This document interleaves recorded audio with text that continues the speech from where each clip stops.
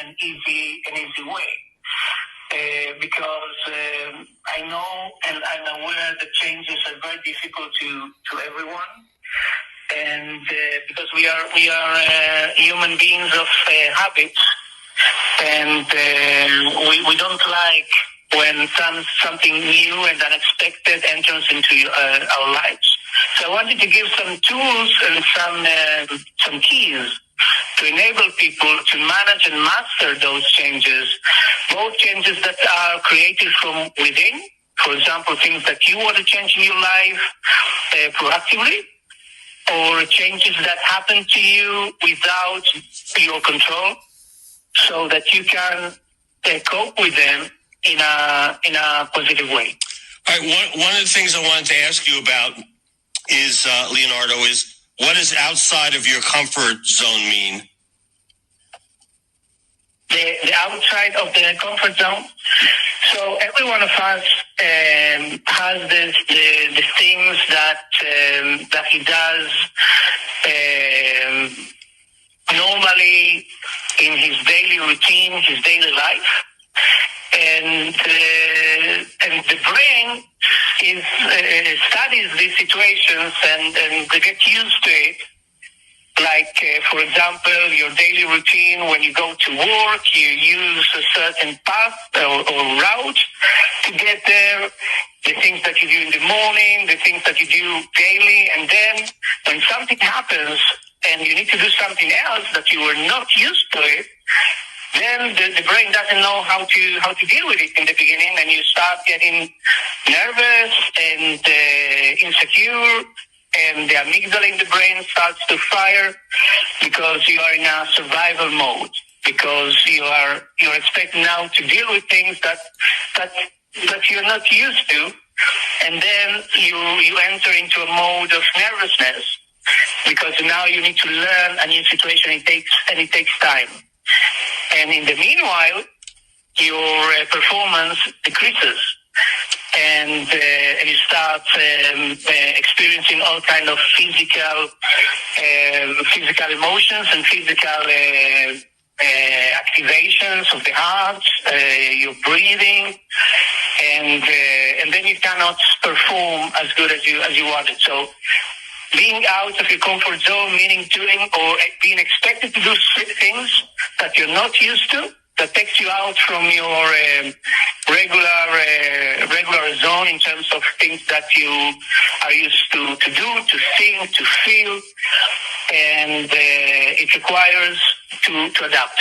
It requires to adapt because otherwise the consequences in terms of your inner being will be not very good. So you can enter in stress, anxiety, and that can continue into trauma. For example, if the change is very, very strong and active. Right. We're speaking with Leonardo Daniel, who's written this book, has some great books here, Mastering Change, a Formula, and How to Turn Circumstances into Personal Growth and Create the Life You Want. And Leonardo, don't worry because you have a great connection here, so we can hear you. All right, so tell us about, you write a lot of interesting things about habits. Mm-hmm. Can you expand on that? Yeah. We act and we behave. Our behavior is based on habits because our brain functions better when we need to do the same things that we do every day.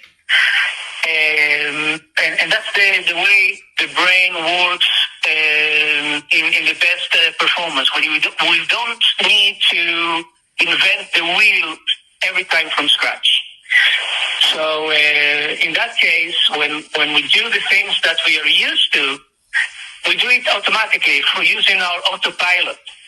And it frees a lot of resources from our brain in order to do other things. So habit is a very important resource for us. Right. For example, when you wake up in the morning, you know exactly what to do, how to put your your legs in the shoes, first the right and then the left. What you do in the morning, first you shave and then you go to take a bath. You do it automatically. So a lot of things enables you to live your life fast, quickly, and like in a sea of peace. But from the other side, those habits prevent you from coping or dealing with things that are out of this comfort zone, and that's the problem, basically. Because from one side, the habits is like a defense mechanism, or something that was created along the years, millions of years in the human being to enable him to survive or to live life peacefully. But from the other side, habits prevent you from coping with new things. So that's why I call it the trap of the habits, or the problem that we have with the habits. Right. And I think it was interesting you write about, I want to ask you about the process of defining a new destination. Well, as I put it in my book, every one of us has 3 satellites that guide you through every moment in your life. Like a GPS, we work very similarly like a GPS system that knows exactly in each moment where you are, and also how to guide you to your new destination. The 3 satellites are the satellite of the fact, meaning what exactly and objectively do you have in your life that you are experiencing. For example, let's say that you want to change your job, okay? Right. So the fact can be, what exactly are you doing now? For example, I'm working in a company, I'm earning this and that, I'm working 8 to 5, it takes me 1 hour to get to work. So those are the facts.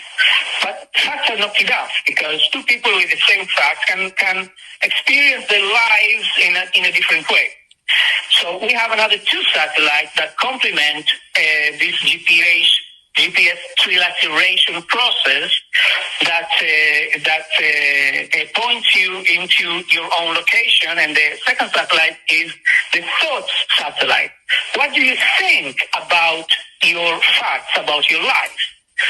So, for instance, if you say, I'm working now as an engineer and I'm earning $30,000 a year. So you might think, oh, that's great. I don't need more than that, and I'm living okay, and I can manage. Or you can think, oh, that's a very low amount. I'm not able to reach my dreams with that amount of money, and I need to change my job. So that's the thought satellites, what you think about the things that are going on in your life. And then there is the feelings satellite. What do you feel about the things that are going on in your life? Do you feel anxious? Do you feel happy? Do you feel sad? Do you feel eager? So, and this is the main satellite because we attract things in life by the way we feel about our reality. We don't attract things in life about what's really going on, or about what we think even, but how we feel about it. So I can say about myself, I'm stupid. But if I say it in a jokey manner, so nothing happens. But if I really feel like this, I will attract circumstances that will enforce or reinforce this feeling about myself. So those 3 satellites define the way or the place or the points where you are in your life. If you want to change what is going on in your life, you need to change those 3 satellites. It's not enough to change only the fact satellite. So it's not enough only to change the place of work, for example. If you want to earn more money, let's say you want to earn more money and you go and you find another workplace and you now earn $100,000 a year. But if you don't change your set of mind, that you will say now, okay, now I'm happy, now it's enough for me, now I can manage my life in a much better way, and you start feeling better, then you didn't change much. So those all three satellites need to change in order to change your reality. So you need to be aware both where you are now, so what are your coordinates at this precise moment, and what will be the coordinates in your point B. And that's some of the problem that people have. Some of us don't know or what is our point A, what really is going on in our lives right now, what are our facts, what do we feel about it, or what do we think, or some of the people don't know how they want to be or where they want to be tomorrow or one year from now. So by doing this process that is written in the book, we can also be aware of where we are right now, and also how or where we want to be or where we need to be in a few years from now or in a few months from now, and then to devise the plan, the program, in order to get from point A to point B. All right, so could you talk about Barcelona goes through Vienna? Talk about your own satellite story. Mm-hmm. Can you repeat the question? Can you talk about your own satellite story? Barcelona goes through Vienna. Yeah. Well, at that time, it was the year 2003, something like that, and I was working in a high-tech company in Israel, in Tel Aviv.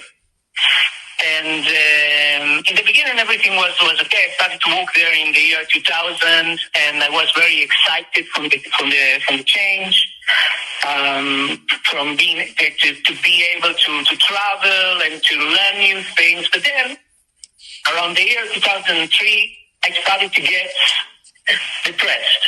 I started to feel that I'm not doing and I'm not living the life I wanted to live. And I started to feel really bad about my life. I started to gaining a lot of weight. It was very difficult for me to wake up in the morning and going to work. I was not motivated at all.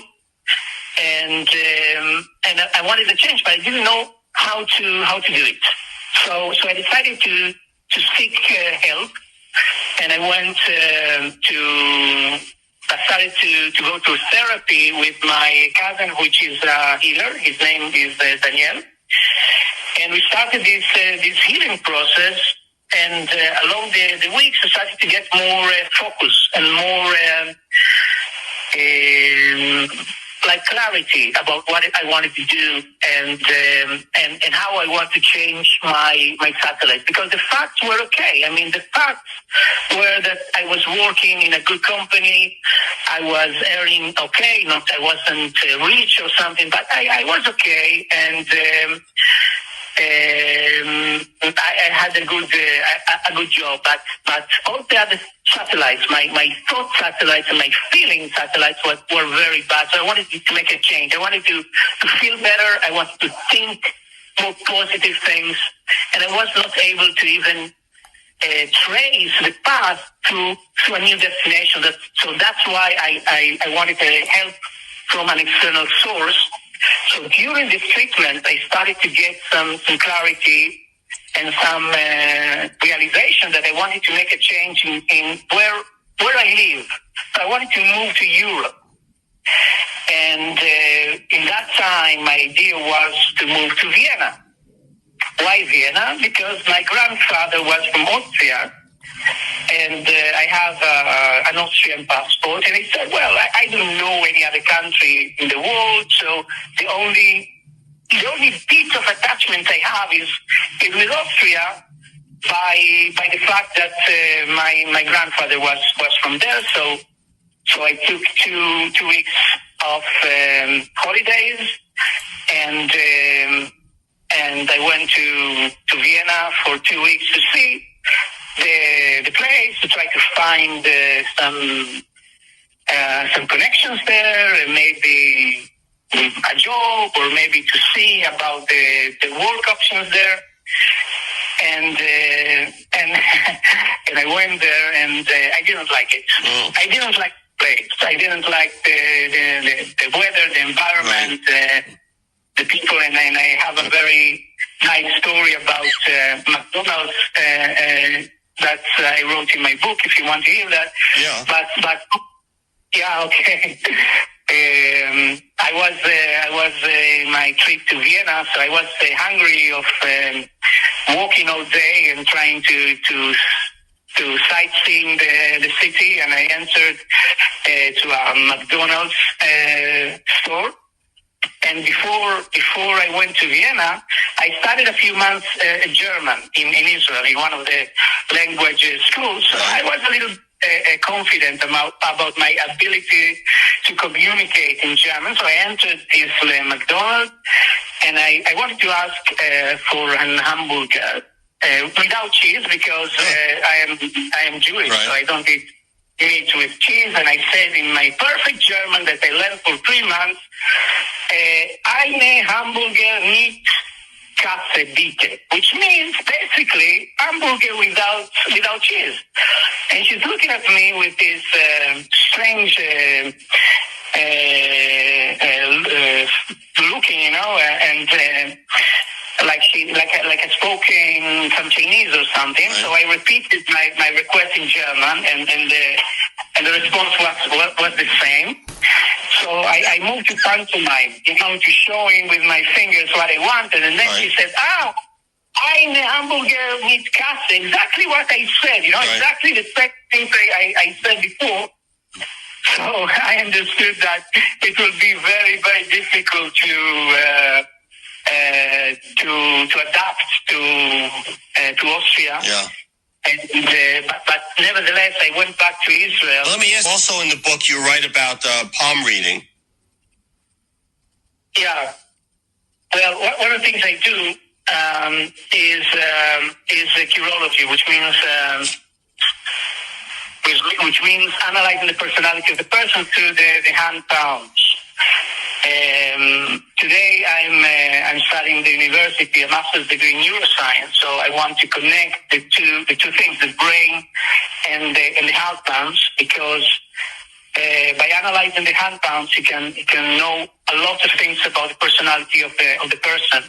So I used it in the book, or I demonstrated in the book how by analyzing the hands you can know if a person is good or is capable of making changes in his life or not, and what are the strong and weak areas in his personality. For example, one of the things that is a must when we want to make changes, or when we want to deal or cope with changes, is the ability to be flexible.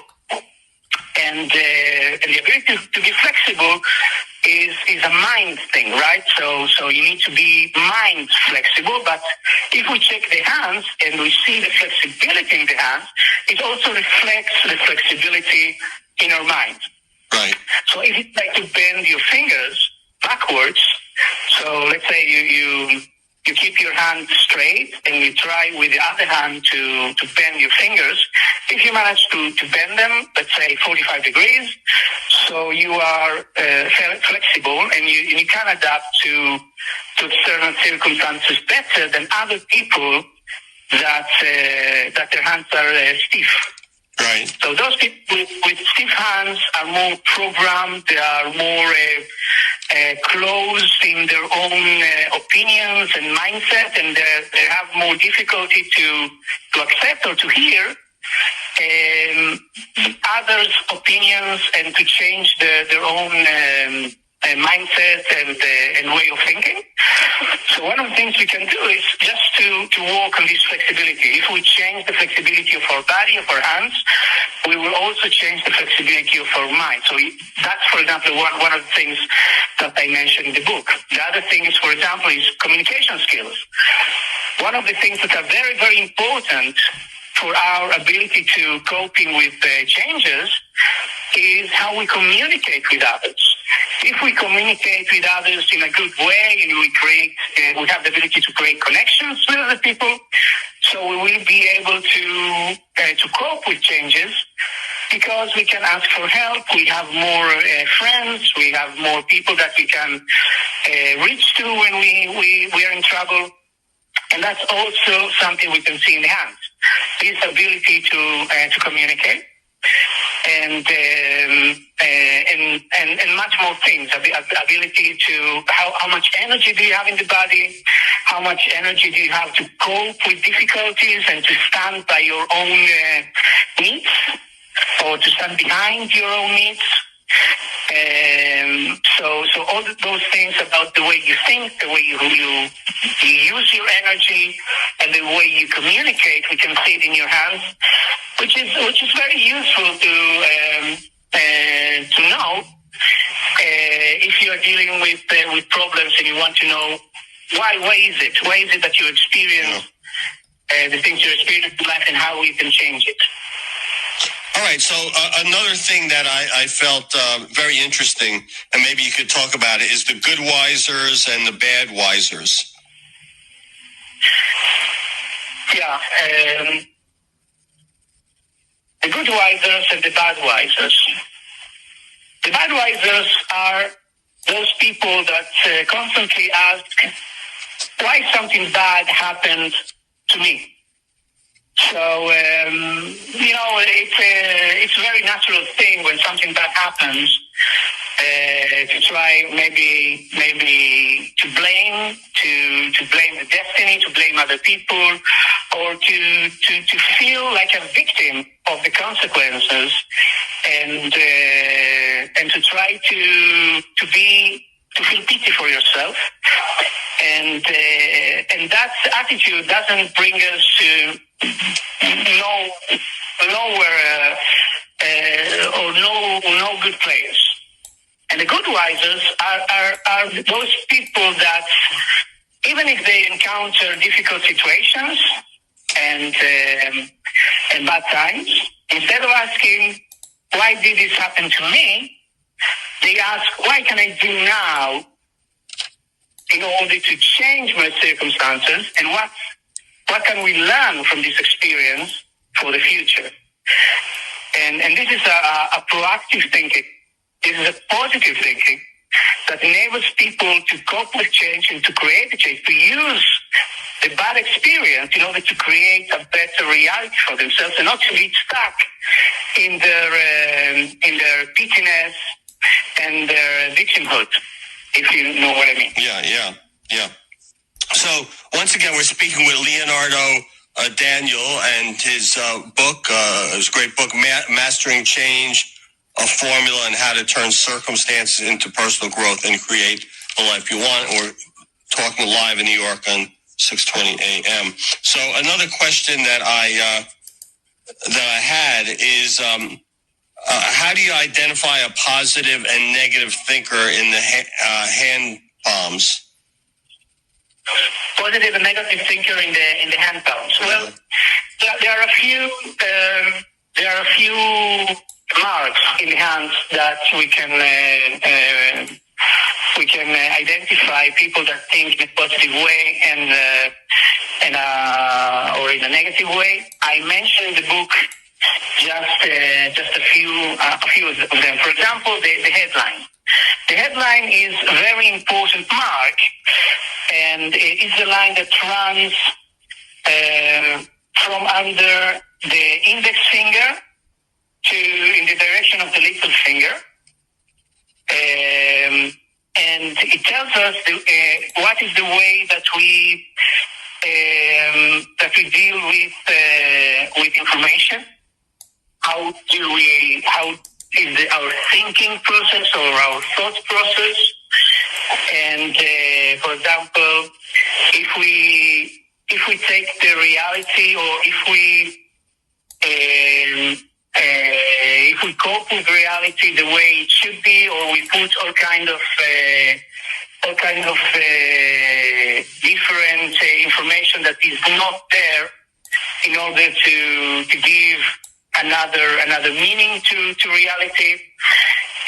For example, if the line of head doesn't start in the beginning, start in the beginning, so it means that you analyze the information Well, not in a very effective way, because you put some information that is not there in order to close the gap.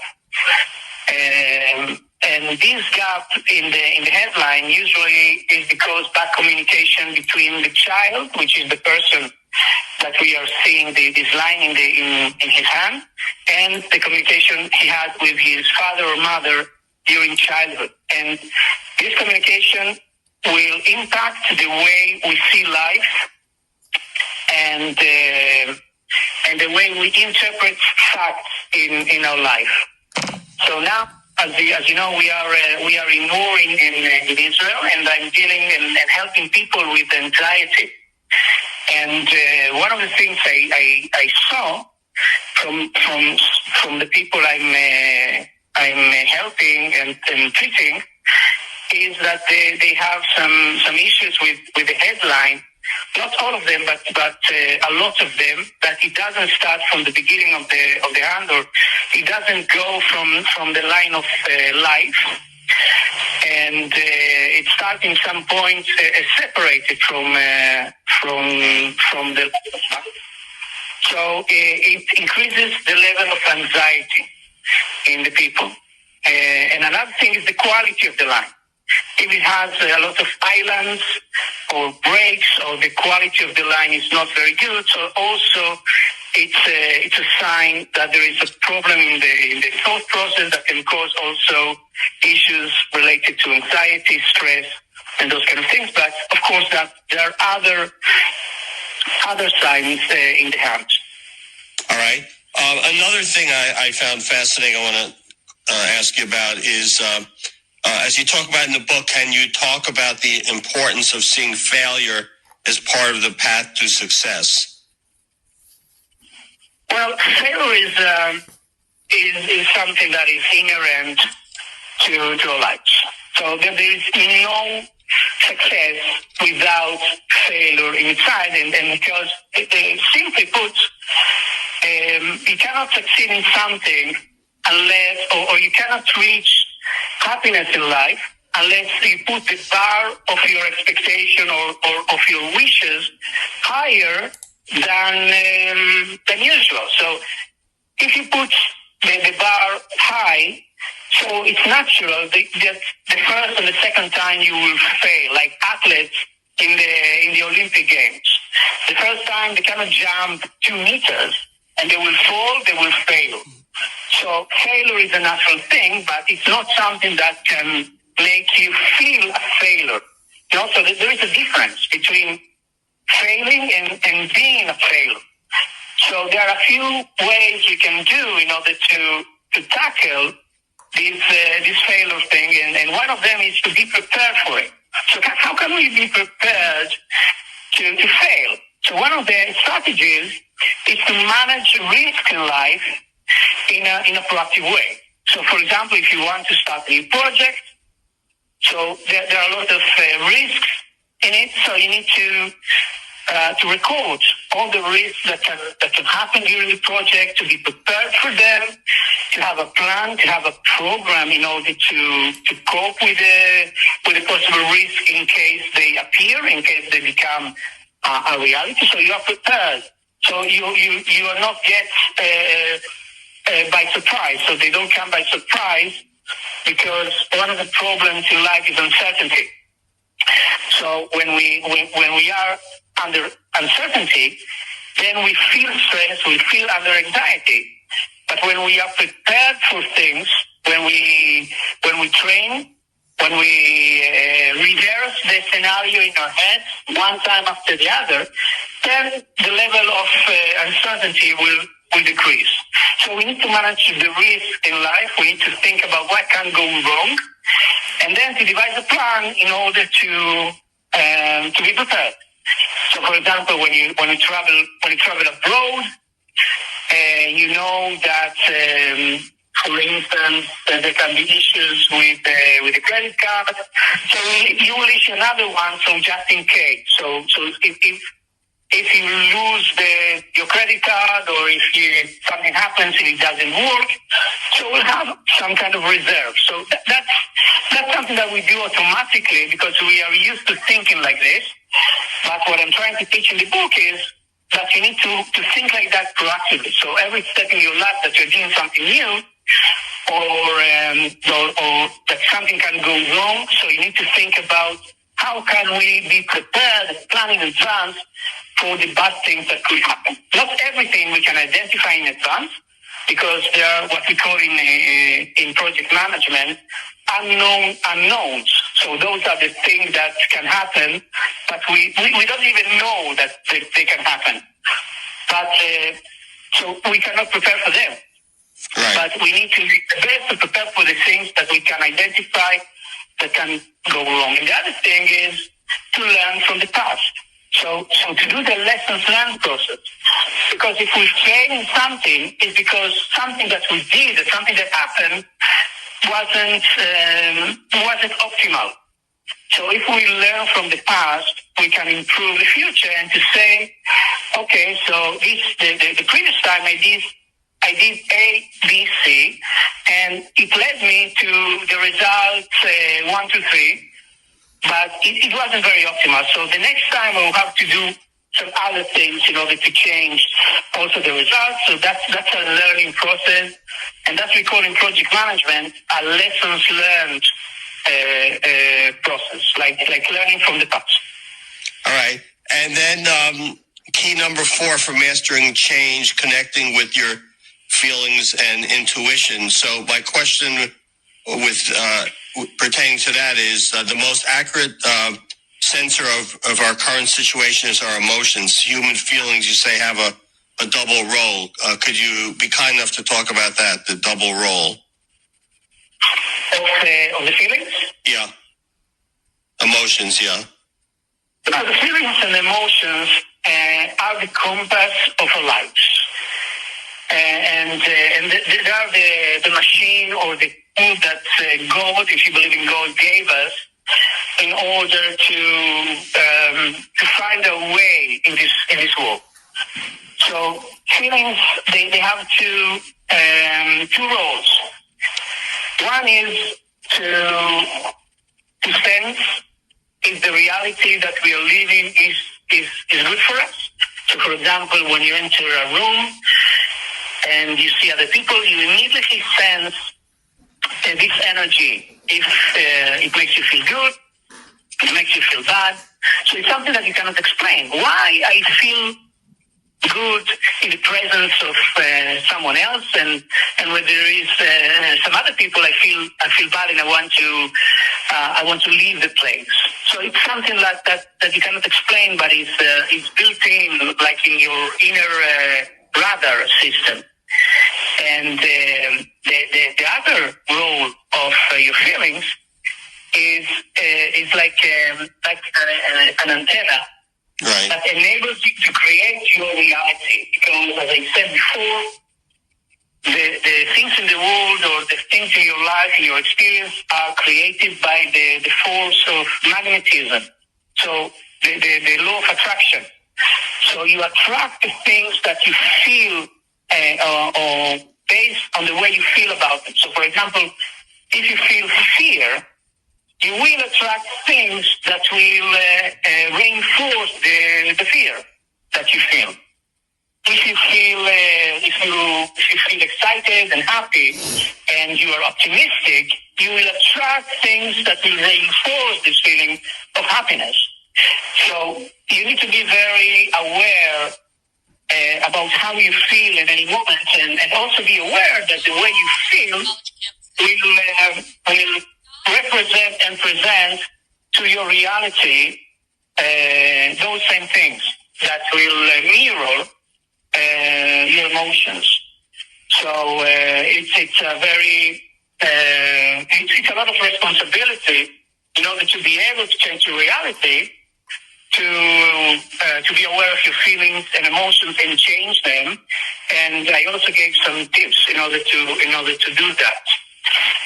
Because emotions are the most important satellites in your reality. So you need to be very, very careful with them. And not everyone is aware that when you feel sad, when you feel depressed, when you feel anxious, you're not bringing away those experiences, but you are attracting more of them, and that's what we want to prevent. Yeah, interesting. So another question is, in order to master change in life, you say you eventually have to be proficient in mastering the whole chain that is responsible for the results you get. Could you please talk about how all the components interact as part of the 3 satellites that compose your inner GPS system? So basically, each one of the satellites that is changed has the capability to move in the rest of the satellites. So, for instance, when you are more connected to the way you feel, to your intuition, then you will feel more relaxed and more, you will trust your inner guidance. And then you will have more positive thoughts that your life is more under control. And then you will be able to create better outcomes in your life. Another way could be, for example, if you become more proactive in your life and more flexible, and you start to say more yeses to opportunities instead of no's, then also you will start feeling better, because you will get more positive responses from the outside world that will enable you to create better results and get more let's say, good relationships, and maybe a better place of work, improving your reality. So all the 3 satellites are connected and interconnected with each other. So it's not that changing one satellite will have to change the others, but usually it does. Usually when you change one reality, and the main satellites are the feeling satellites and the thought satellites, they will for sure, or 99% of accuracy, they will enable you to change all the other ones. So the tools in the book enable people to work on the satellites or on the tools that are lacking in them. So, for example, if you are not very good in creating connections, so there are the tools that will enable you to create connections, and when you create better connections, you will have better thinking or better impression about yourself. So you will feel better, you will think better and more positive things about you, and then you will create the reality you want. So that's by just using the tools on communication. If you have problems dealing with changes and managing risks, so if you implement the tools that we give in the book about dealing with risk, then you will feel more confident in your next project. And by feeling more confident in the next project, you will have a more positive view on your probabilities to succeed. And that's what will bring you the actual success, which is the fact satellite. So everything is interconnected. So you can take some of the tools in the book according to what is lacking or what you need to improve in yourself. Right. So we've been speaking with Leonardo Daniel, who's the author of this book, which you can see will really help you. And the title, I think, is very accurate. Formula on how to turn circumstances into personal growth and create the life you want, mastering change. So we have about 1.5, 2 minutes left. Where can people buy the book, Leonardo? You can order the book in Amazon. All right, great. So worldwide, it can be Amazon.com or any other Amazon in the world. That's great. It is a great book. So where are you calling us from in Israel? I'm in the center of Israel. I'm in a city called Rayon. It's 15 minutes from Tel Aviv. So from time to time we are having these alarms and sirens of bombings and the missiles that are being shot from or launched from Gaza area. And yeah, that's what we're dealing right now. And I hope that the world will acknowledge and see the reality of what's going on in the area, and we'll be able to recognize who of the two teams are in the group. We've got to go, but I want to tell you, we're with you 100%. We feel for you, and like I say, we're with you. Okay, yeah. So thank you very much.